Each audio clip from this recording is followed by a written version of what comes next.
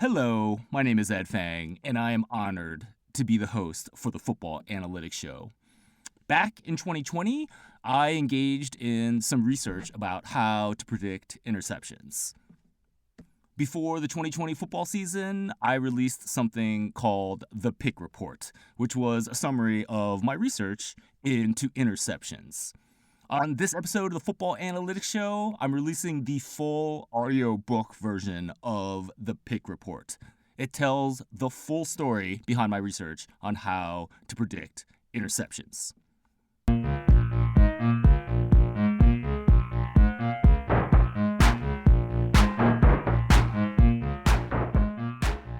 It's 2020, and predictive football analytics are quite mature. At the Power Rank, I use a wide variety of statistics, such as margin of victory and success rate. After proper schedule adjustments, these metrics take you a long way towards predicting the outcome of games. But what do these metrics not consider? What factor should you consider in addition to a predictive model? Turnovers. In particular, the absence of turnovers. Let me explain. Interceptions make a huge impact on a game. Jameis Winston throws a pass, the football gets deflected, and now anything can happen. Does it drop harmlessly to the ground? Or does it land in the hands of a defender who runs the other way? A team that has more interceptions than their opponent wins 76% of NFL games. In addition, a regression analysis shows that an interception is worth about 5 points. What happens when Jameis gets lucky with interceptions? For a stretch of games, he throws a lot of bad passes, but the defense drops these gifts. If you're looking at any type of points-based metric, they will overrate this offense. These metrics can't see the interceptions that should have tilted the scoreboard against Jameis. When the interceptions inevitably do come, the metrics will lower their rating on this offense. Here, we will discuss how to predict interceptions. First, we'll talk about why they're so difficult to predict. Then, we'll get into the difference between predictability and skill, and how this applies to interceptions. This suggests that we shouldn't give up on predicting interceptions. Next, we'll discuss the hidden variable that predicts interceptions. Finally, we'll apply this analysis for NFL quarterbacks in 2020. Let's get started.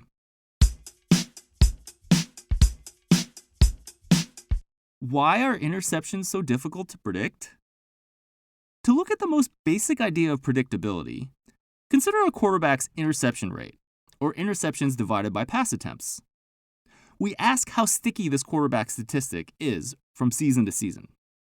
To determine this stickiness, we'll calculate the correlation of interception rate from one season to the next.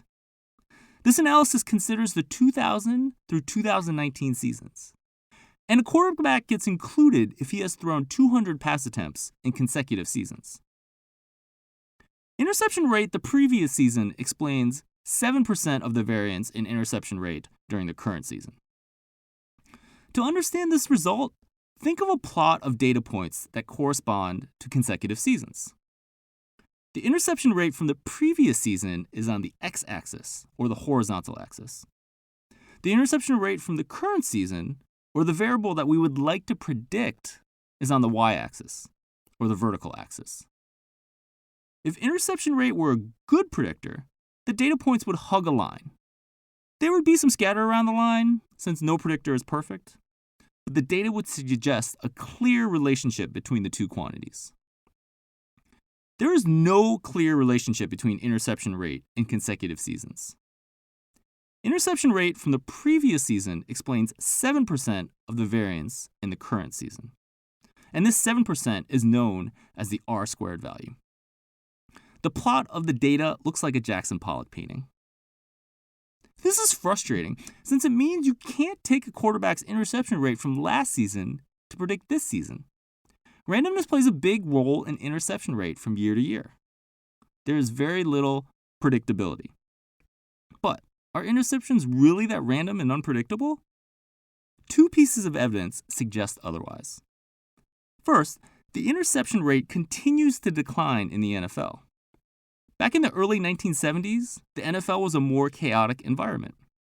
From 1970 to 1977, over 5% of passes landed in the hands of the defense in all but one season.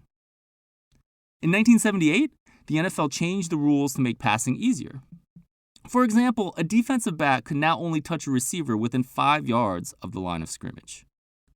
Previously, the defensive back could put his hands on the receiver anywhere on the field. Interception rate has shown a constant linear decline since these rule changes in 1978. From 2014 to 2019, the NFL has had an average interception rate of 2.4%, less than half the interception rate during the 1970s. Passing continues to get safer. If picks were truly random, this would be unlikely. Second, consider someone like Andy Reid, who has served as a head coach for 21 seasons in Philadelphia and Kansas City. In only 3 of those seasons did his quarterback throw a higher than NFL average interception rate. The last of these seasons was 2011 in Philadelphia. It's one thing if a coach has one amazing quarterback with pinpoint accuracy. However, Reid has kept this rate with a variety of quarterbacks. This includes Donovan McNabb, Michael Vick, Alex Smith, and Patrick Mahomes. This suggests coaches can play a role in reducing interception rates. There's a third way to look at interceptions that suggests they might be predictable.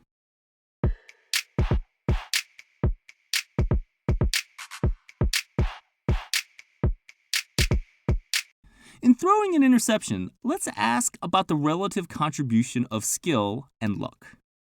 To understand how this works, let's first assume that there is zero skill in throwing interceptions.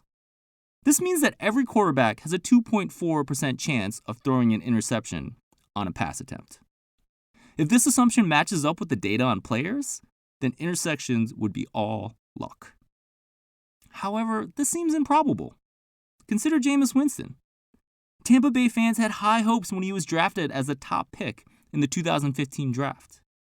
They had even higher hopes in 2019 when Bruce Arians arrived as his head coach. However, Jameis was a turnover machine in 2019, as he threw interceptions on 4.8% of his pass attempts. This percentage was a little bit of an anomaly.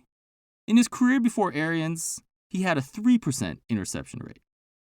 That's not good, but it's not atrocious like his 2019 rate. Over his career, Jameis has thrown 2,551 pass attempts. If interceptions were all luck, we would expect his interception rate to be close to the NFL average of 2.4%. With more pass attempts, the more likely his interception rate is close to this average. Remember, we are assuming interceptions are all luck. This makes the math easy, as the distribution of Jameis's interception rate is something called a binomial distribution. With enough pass attempts, this distribution looks like a normal distribution, or the bell curve that you often see. For Jameis, this bell curve implies a 2 in 3 chance his interception rate is between 2.1% and 2.7%. This means that the width, or the standard deviation, is 0.3%.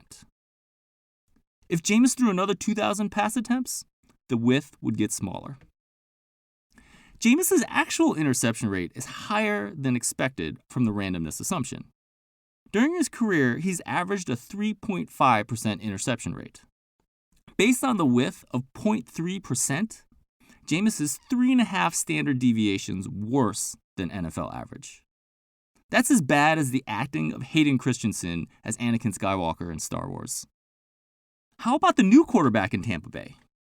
Tom Brady has thrown picks on 1.4% of his pass attempts over the last 6 seasons.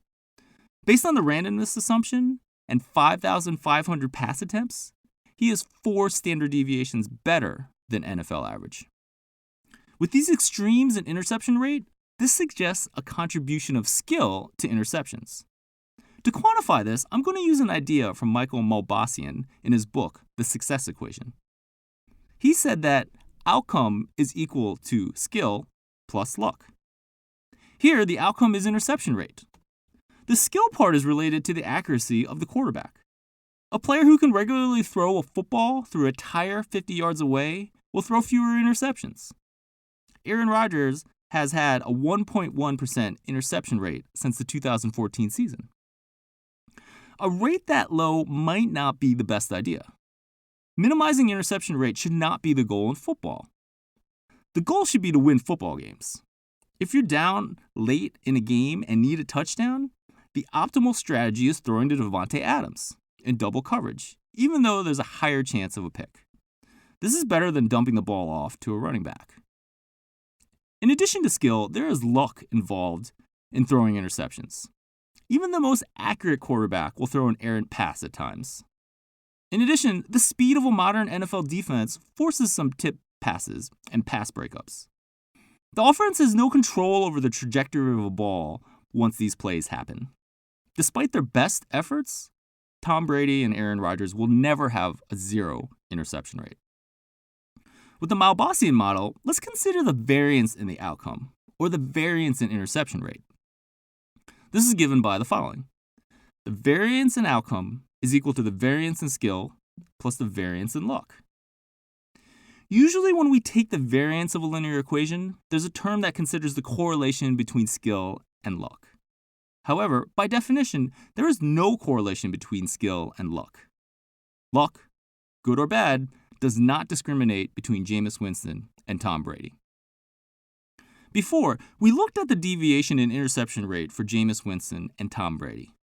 Let's do the same for all quarterbacks the past 6 seasons. Based on the randomness assumption, we can calculate a standard deviation from NFL average. This depends on the number of pass attempts, and the analysis only includes quarterbacks with 500 pass attempts during this time period.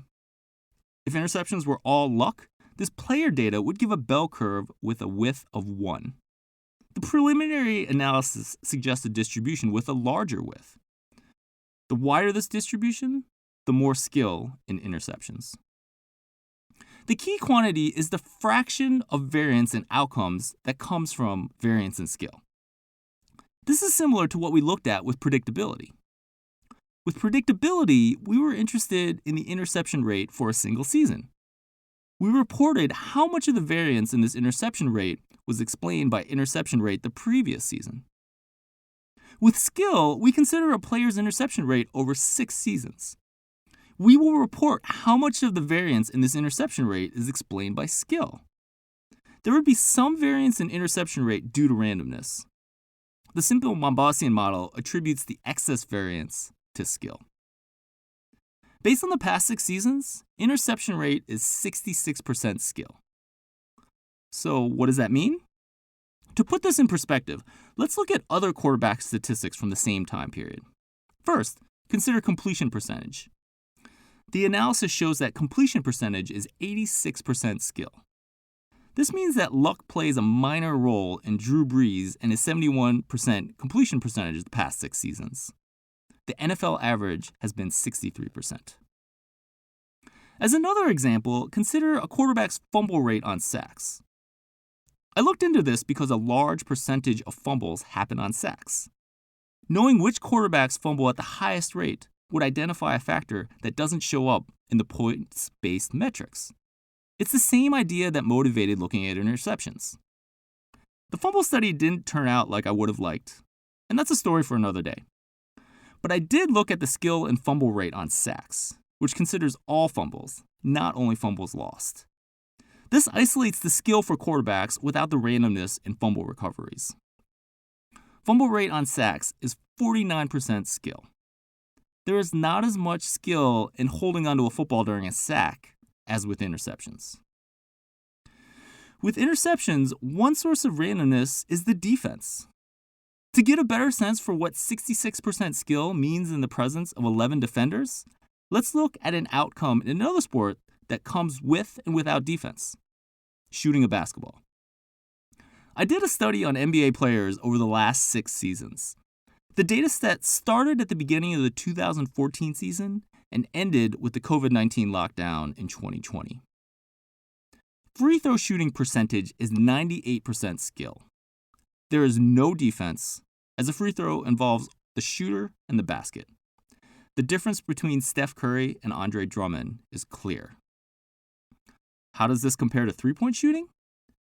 Three-point shooting percentage is 78% skill. When the shooter steps back from the free throw line and the defense can now alter the shot, luck starts to play a bigger role. Since throwing interceptions is 66% skill, there is more luck in interceptions than three-pointers. However, interceptions and three-point shooting are similar in a key way. Interception rate has a low predictability. The interception rate last season explains 7% of the variance in interception rate this season. However, it's 66% skill. We see the same trend with three-point shooting in the NBA. For predictability, last season's three-point shooting percentage for a player explains 14.5% of the variance in this year's three-point shooting percentage. However, three-point shooting is 78% skill. Interceptions and three-point shooting have low predictability, but high skill. The skill in interceptions suggests that we should be able to do better at predicting interception rate. To do this, we need to consult a different variable.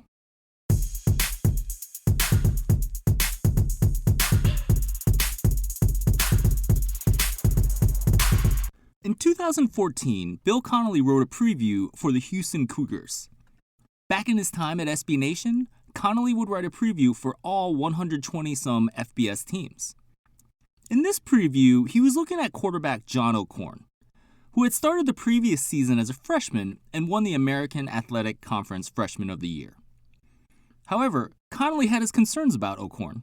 He wrote, quote, "Luck indeed allowed Houston to keep some games closer than they probably should have. Against UCF and Louisville, for instance, opponents picked off just 2 O'Korn passes while breaking up 17. End quote. The idea is simple. If a quarterback throws a lot of balls into dangerous situations, he will eventually throw some picks. The fraction of these bad balls that end up as interceptions should be constant every year. John O'Korn had very few bad balls end up as interceptions in 2013. This means that he should throw more interceptions as the rate of interceptions to bad balls regresses to the mean. At Football Outsiders, Aaron Schatz has also applied this idea to the NFL. Let's dig a little bit deeper here. The NFL play-by-play tracks passes defended. This includes 3 types of events. 1, the pass gets tipped at the line of scrimmage.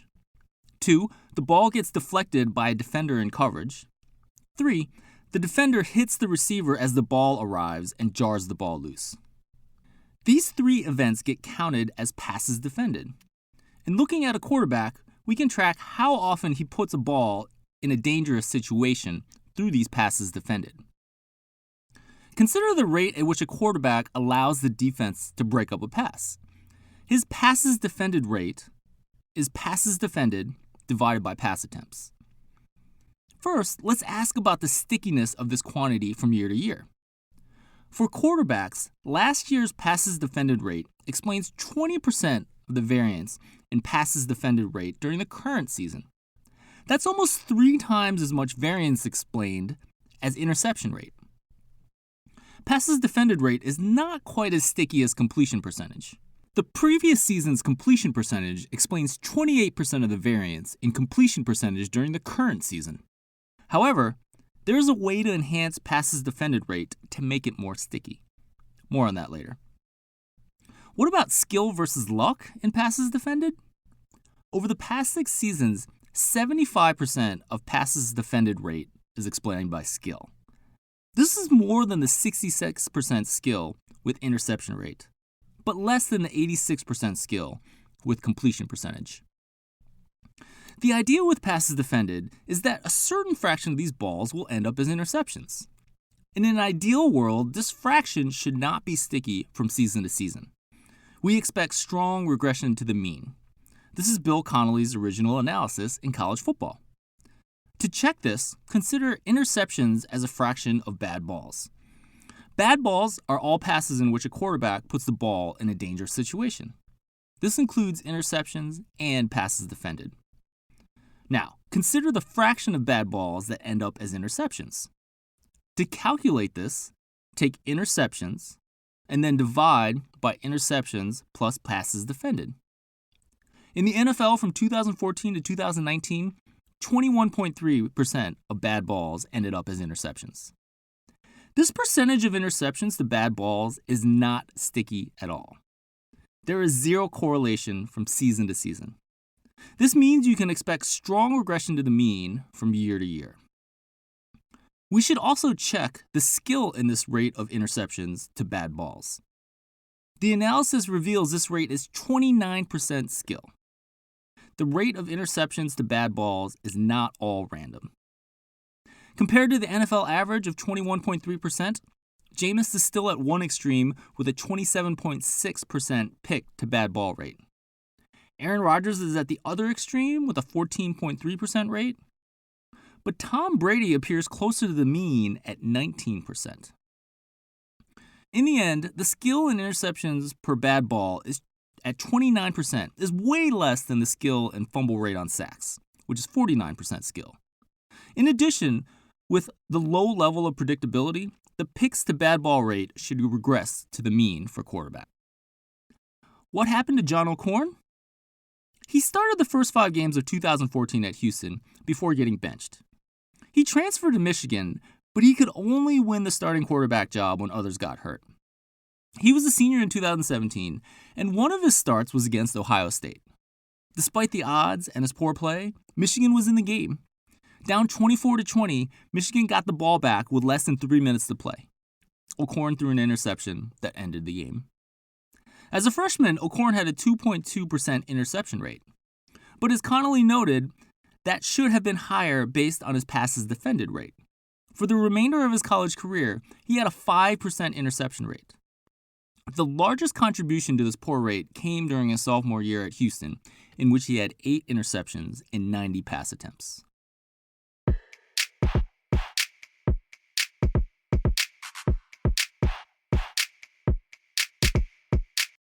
Let's go back to the original goal of predicting interceptions. We could look at passes defended rate and how this predicts interceptions.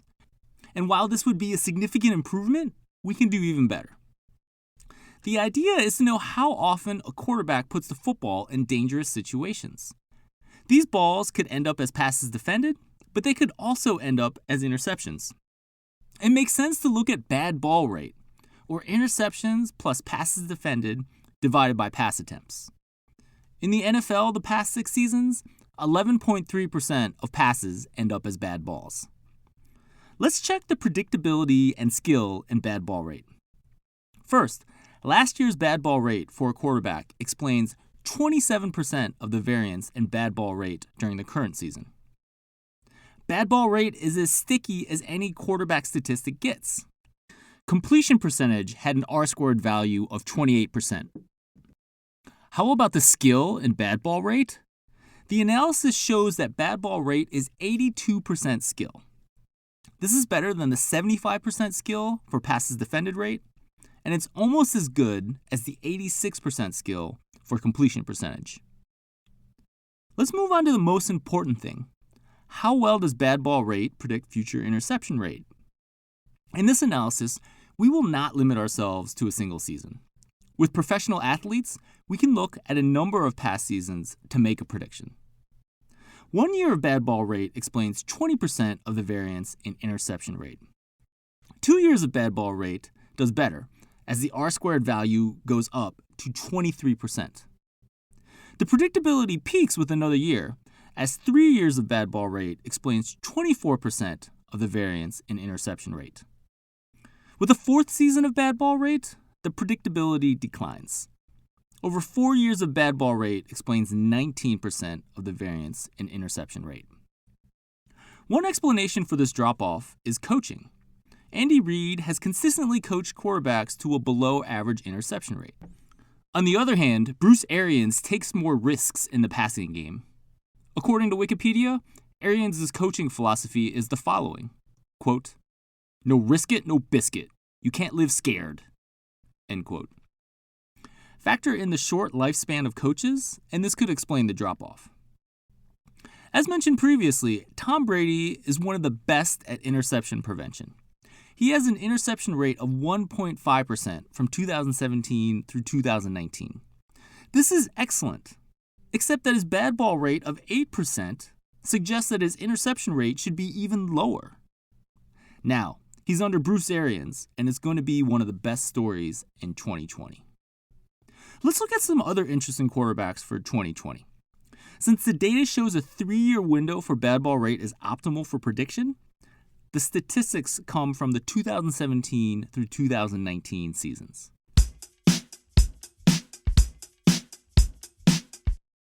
Carson Wentz is the Eagles quarterback, and he laid the foundation for the Super Bowl run in 2017. In his second year, the former number 2 overall draft pick played the first 13 games before an injury derailed his season. Nick Foles finished the job as the Eagles won the Super Bowl. The Eagles' offense hasn't soared as high since. In particular, 2019 was a struggle as Wentz dealt with a number of wide receiver injuries. The Eagles should fare better in terms of injuries in 2020, but another aspect of regression might hurt the offense. Over the past 3 seasons, Wentz has had a fantastic 1.5% interception rate. However, this is deceptive. He has had a bad ball rate of 10.7% over the past 3 seasons, only slightly better than the NFL average of 11.1%. His interception rate should be closer to the NFL average of 2.4%. In addition, the Eagles had their best year under Wentz in 2017 when they won the Super Bowl. This was actually his worst season for bad ball rate, as 11.8% of his passes ended up in dangerous situations. This rate was worse than his rookie year in 2016. The Eagles never paid for it, as 13.5% of bad balls ended up as interceptions, well below the NFL average of 21.3. Despite this more advanced analysis, there's still going to be randomness in predicting interceptions. Wentz's bad ball rate is not awful, but it suggests problems with his accuracy. Shio Kapadia writes about the NFL for The Athletic, and he previously covered the Eagles. In his preview of the 2020 Eagles, he wrote about Wentz, quote, "He's never going to be the most accurate quarterback," end quote. Patrick Mahomes is the 24-year-old quarterback for the Kansas City Chiefs, and the Super Bowl champion has had all the superlatives thrown at him. Well, those superlatives stopped for a few quarters during the Super Bowl against San Francisco. Mahomes struggled with 2 interceptions during the early part of the second half. One of those interceptions went straight into the hands of a defender. On the other interception, his receiver, Tyreek Hill, got his hand on the ball. However, the pass was thrown behind the intended target. In general, Mahomes has been great at interception prevention. He has had an interception rate of 1.6%. Based on 1,283 career pass attempts, he is 2 standard deviations better than NFL average. But maybe his bad ball rate gave some clue to his subpar Super Bowl performance. Like Carson Wentz, maybe Mahomes has poor underlying statistics. No. The underlying numbers for Mahomes are amazing.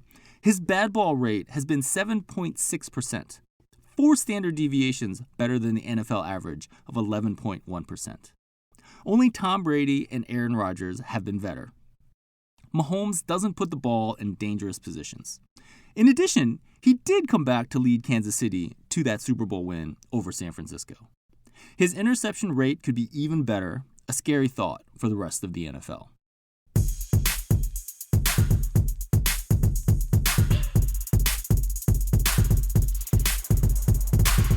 We started with the problem.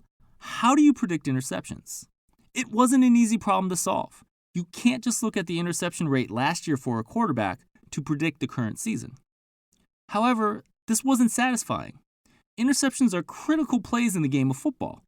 So, instead of thinking about predictability, we started to think about the skill involved in throwing interceptions. This was an idea from Michael Maubossian in his book, The Success Equation, and we found that interception rate is 66% skill. This high level of skill made it worth digging deeper to see if there was a better way to predict interceptions. The answer came from college football analytics. In 2014, Bill Connolly introduced the idea that a certain fraction of dangerous passes should end up as interceptions. We can tabulate these type of bad balls by looking at the NFL play-by-play data.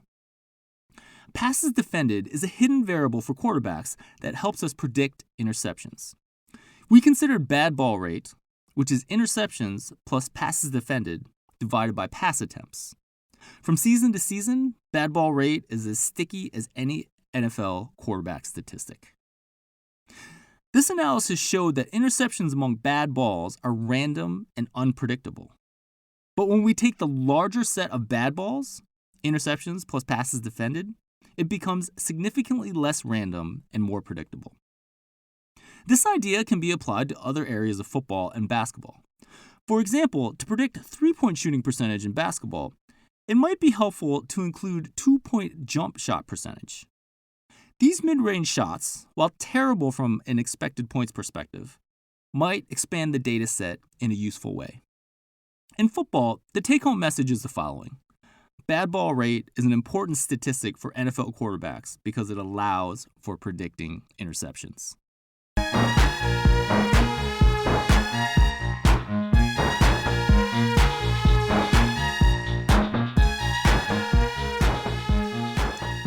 How did those predictions turn out? In 2020, Carson Wentz was awful. He had an interception rate over 5% at one point during the season before it finally settled down to 3.4% for the entire season. This was well above NFL average. Wentz ended up getting benched at Philadelphia for Jalen Hurts, and that has been a pretty good move for the Eagles. Over at the Power Rank, I've posted bad ball data over the past 3 years. So that will be the 2020 through 2022 season. Right now, I'm making that available to the public. You can go check that out at thepowerrank.com. Over the last 3 years, Wentz has been with a number of teams. His bad ball rate has been 12.3%, and that has been worse than the NFL average of 11.6%. How about Patrick Mahomes? Well, he has been nothing short of spectacular at not putting the ball in dangerous positions. He, over the last 3 seasons, has had a bad ball rate of 7.9%. That is the best of any quarterback that will be playing in the 2023 season. He has also had an interception rate of 1.6% over the past 3 years, which is also pretty good and significantly under the NFL average. He and Andy Reid will continue to win football games with Kansas City. Interception prevention, it will continue to be one of the reasons for that winning. My name is Ed Fang, host of the Football Analytics Show. Thanks again for listening to this audiobook of The Pick Report, a large piece of content that I made back in 2020 when I first started doing this research into how to predict interceptions.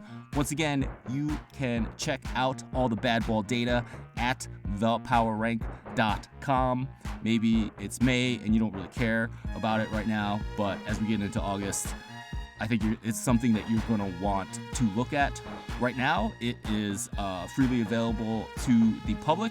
I don't think it's always going to be that way, but certainly go check that out at thepowerrank.com. While you're there, you can sign up for my free email newsletter.